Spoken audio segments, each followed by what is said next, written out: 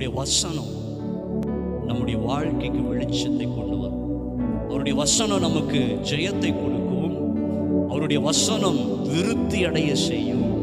அவருடைய வசனம் நம்மை பெருக பண்ணும், வளர பண்ணும், ஜீவன் உள்ளதாய் மாறும். அவருடைய வசனம் என் இருளை வெளிச்சமாய் மாற்றும். எத்தனை பேர் ஆமீன் சொல்ல முடியும்? அந்த வார்த்தை ஜீவன் உள்ள ஒரு வார்த்தை, வளர செய்யும். ஆமீன் சொல்லுங்க. உங்க வாழ்க்கையில எது எதெல்லாம் செத்த நிலைமையில இருக்கோ அந்த வார்த்தை உயிர்ப்பிக்கும். ஆமீன். தன் குடும்பத்துக்கு வெளிச்சமா இருக்கிறார்.